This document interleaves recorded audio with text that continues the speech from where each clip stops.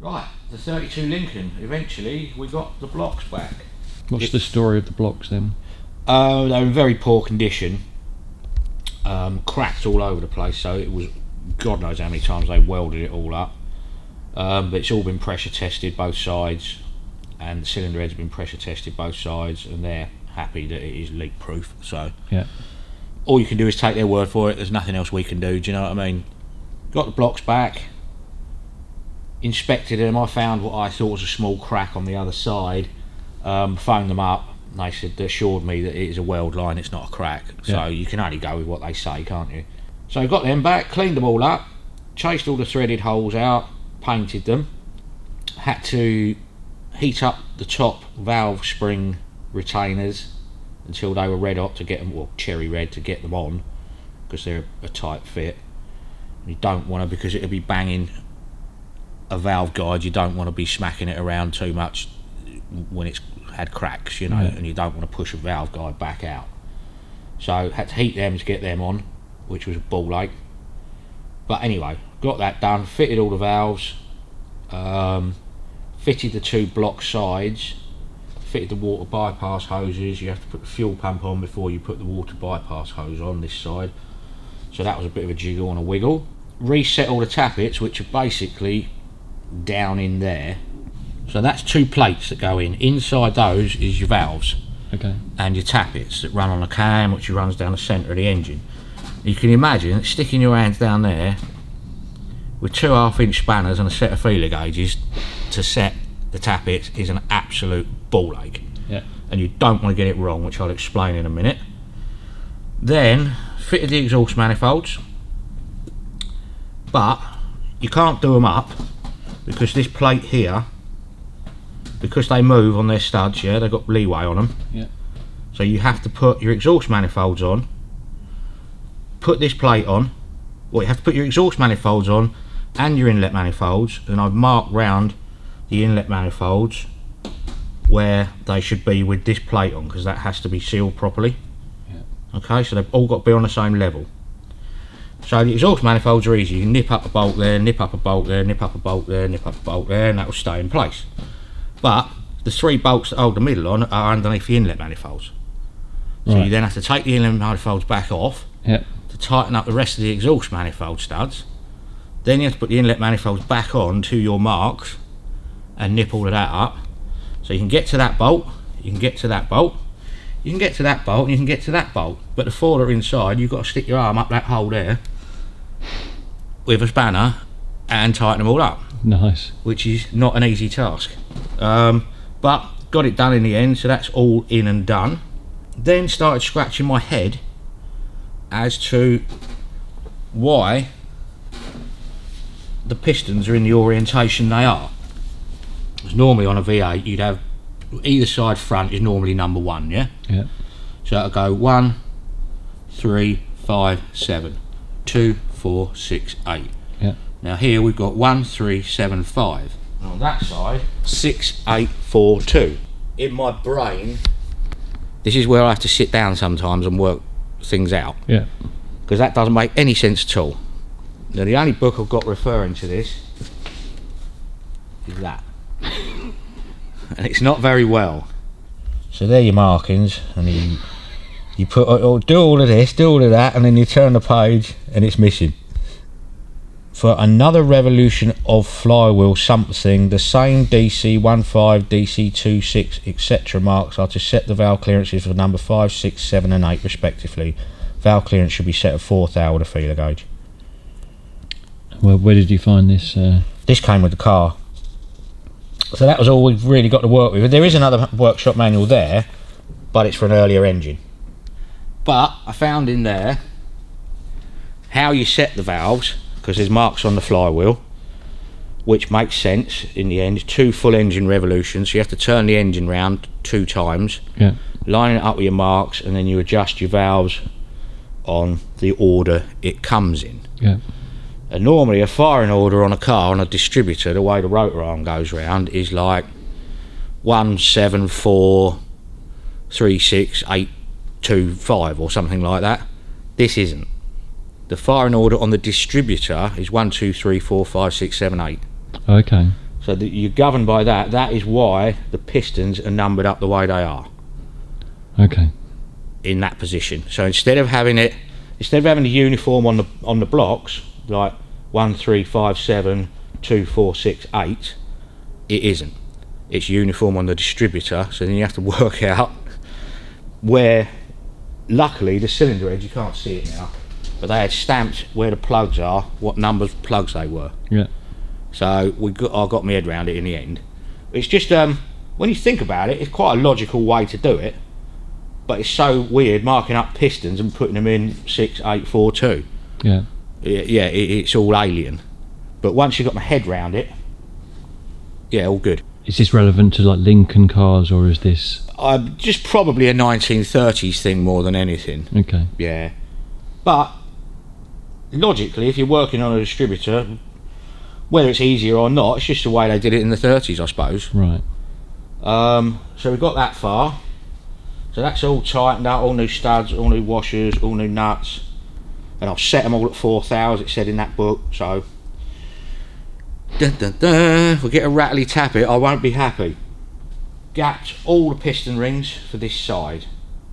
So basically your piston rings come in. That's an oil scraper ring, yeah? Which goes in the bottom land of the piston. Okay? Mm-hmm. So you have that. And 2 of those per piston. Then you have a second ring and a top ring. That's your second ring. You can just make out a dot there, look. Yeah. Okay. So they're your second land rings. They're your top rings, but there's no marks on them, so they can be fitted either way up. That dot donates the ring that has to face the top of the piston. Okay. Yeah. So you get that, you pop it in your hole, you make sure it's in square, like that. Then you get your feeler gauges, and there's a calculation for it. So it's 4.5 thou of gap per inch of piston bore. Okay. So 4.5 times 3.5, in my calculator over there said it's 15 thou. Okay. So that's what I've set them out. I better check that. 4.5 times 3.5, 15.75, so 15, 17, 16 thou. Now what you do then is you measure your gap. So we want 15 thou. No way that's going to go in there, right? Okay. So you take him out. What I do is just put the Dremel with a grinding blade in it and just buzz it up carefully on there, yeah? Dink, dink, dink, dink, dink. So you're just taking the edge off of it, keep it nice and square. Yeah. I won't do it now. But so you do that till you've got 15 thousandths of an inch gap. Okay. You've got basically 1, 2, 3, 4 rings per piston. So you've got to do that 4 times 4 right across the board. If you don't gap your piston rings, when it gets hot, it'll just seize up. Okay. They've got to be right.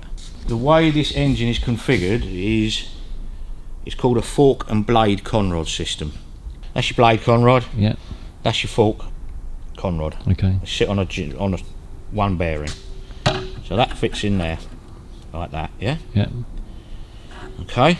Now these big ends don't go down the piston bore, Of course. which is normally your way of assembling. You put your conrod on your piston, slide it down the bore, fit that on your journal, all singing and dancing. Yeah. Nice and easy. Yeah. Not one of these. No, of course. No. Clearly that will not fit down that hole. Okay?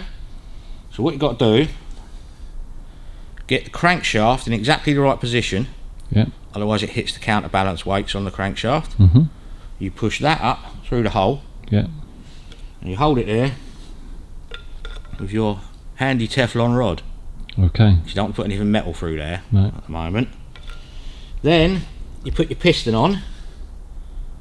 Then you get your willing helper to put the piston ring compressor on it and push it back down the hole Okay. whilst trying to locate it on the bearing. But herein lies the next problem. The top half of this bearing, it's all marked up, so you won't be able to see it. There's a number 4 on there, and there's a number 4 on there where I've marked it with a pen, yeah? Okay. So that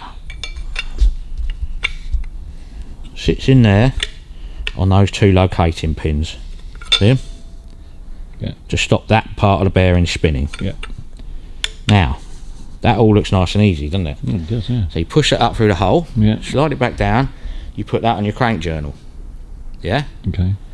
But because of the way that is orientated, you can't, when it's in the car, slide that bearing in. You can't do that when it's in the car. It physically won't do it because your journal's running there. Because you haven't got enough leeway to roll that round there and roll it in, it won't go. So what you've got to do is coat these with graphogen. Herein lies the real ball ache. Then you have to put those 2 in the correct orientation on the crank journal. Then you have to slide your rod down, bearing in mind it's got all the rings in it and it's tight. Mm-hmm. And then you have to gently put it in and rotate the whole bearing assembly until those 2 pins line up. Okay. And slot in like that. Yeah, so it'll be wherever you get it. You won't get it in the right place first time, so it'll be like that. So you can't tighten anything up. You've got to hold both parts of them journals underneath on the crank. Yeah. While your friend from above pushes the piston down, and you have to try and rotate both halves of that bearing until it slots in there. Nice. And believe me, it is not an easy thing to do. What's graphogen? It's assembly lube. Oh, okay. Yeah, it's just whatever I said that magic word was before. I can't remember. Colloidal or something weird, wasn't it? A colloidal graphite paste which gives protection when running in all types of precision built machinery. That just helps it out before it gets oil round the engine and all that sort of stuff. Yeah. Yeah. Next problem was the gudgeon pins don't fit the small ends. It's only very, very minimal. I haven't done the blade rods yet. They don't fit. Yeah. They will go if you really push them through, but that's not the issue. They've got to be a nice rotating assembly, yeah? So this one I've started reaming out. Goes in nicely. Once it starts turning, it's alright, but for me that's a little bit too tight. So, adjustable reamer. You're only talking about probably taking a thou and a half out of it. Yeah. But that, to me, that's a little bit too tight. So just run it through again till you're happy with it.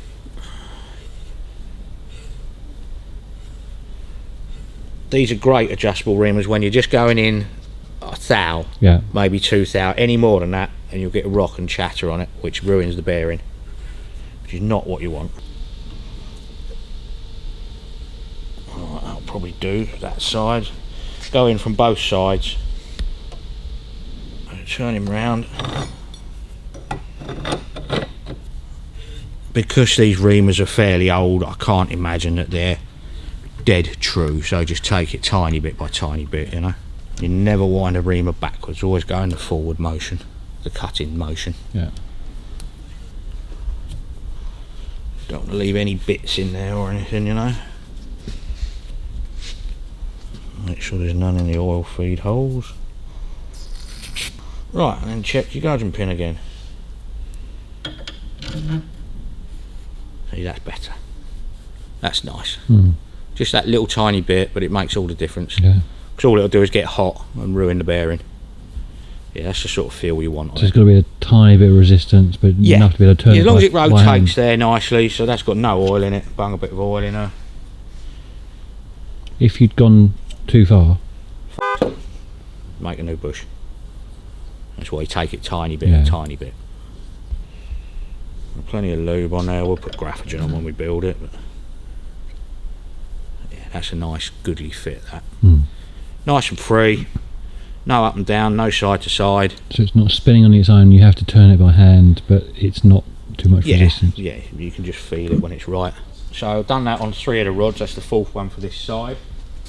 Of course, then you have to go through that book and work out, because it was like God knows how long ago I took it apart. The new book, yeah. Oh yeah, the new book, yeah. And all the forked rods go on the left hand bank. Yeah. All the blade rods go on the right hand bank. So read up on that. Everything's marked. You can't basically get it wrong. All your caps are numbered. Yeah. Yeah. All your bearings were numbered. Where they go? See that little number 4 stamped in there? Okay. So then your bearing that goes in is stamped number 4, top half, number 4, bottom half. We know that goes in that way because there's a number 4 stamped there. Yeah. And all your stamps face the outside of the block walls. Okay. Now when you put these in, always try to keep your thumb on them because they will ping out and they're a bastard to find.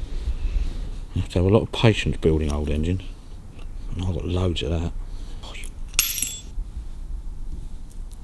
Right, okay. So we've got conrod and 2 caps. 2 bearings, they go underneath. 4 nuts.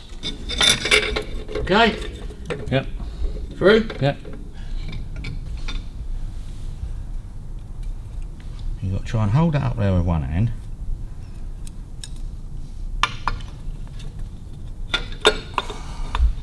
Try and find the hole. There we go. Right, that's in.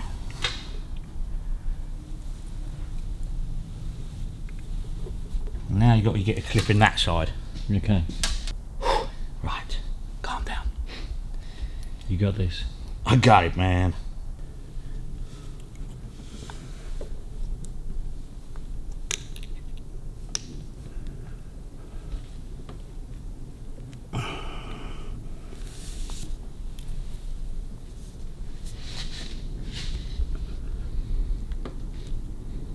There she goes.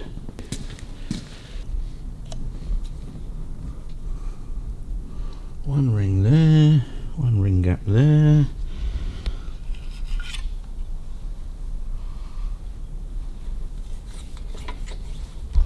Get some oil round it, just to lube it up.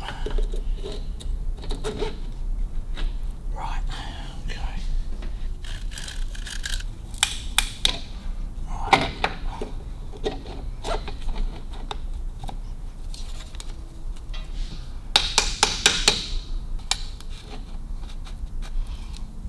Piston orientation about right. Now I should have plenty of leeway on the bottom of the conrods to bash it down. It's not going to hit anything. Yeah. So, but I might have to rotate the crank to get the bearing on. So let's see how it goes.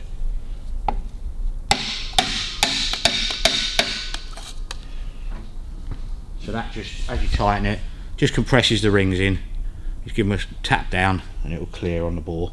So now I've got to put the bearing around the crank, try and slide the conrod down, locate it on those 2 pins, then put the caps on and do it all up. Okay. Which is, sounds easy, but believe me, it isn't. I got you. You got me on this one, haven't you? Okay, so I've got to rotate the crank. Right, now I can put my bearing in, hopefully that'll clear.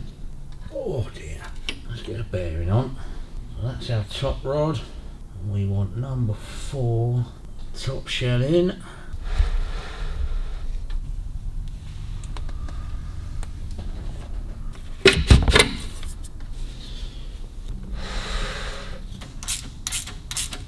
So nothing under here is torqued up yet. Okay. Because everything under here, that's 2, 4, 6, 8, 10, 12, 14, 16, 18, 20, 22, 24 nuts have all got to be torqued and split pin. Okay.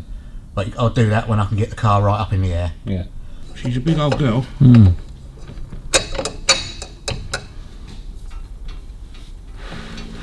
That's fine. That's fine. It's got a nice noise to it. There's nothing banging or clonking.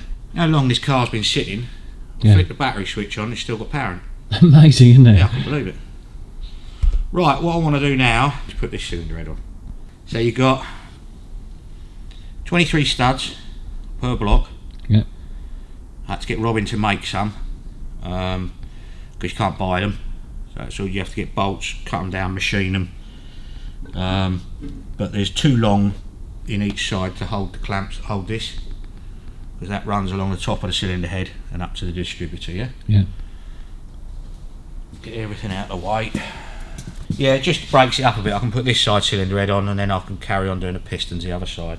So square to the front, water jacket to the front. So you're just going to mock up just to see what it looks going to look like. So all your heads have been skimmed as well. Make sure they're flat. Knows how much this engine weighs when it's all together. I dread to think. Just all of these are chrome dome nuts. Yeah. Yeah, it's going to look nice. Very nice.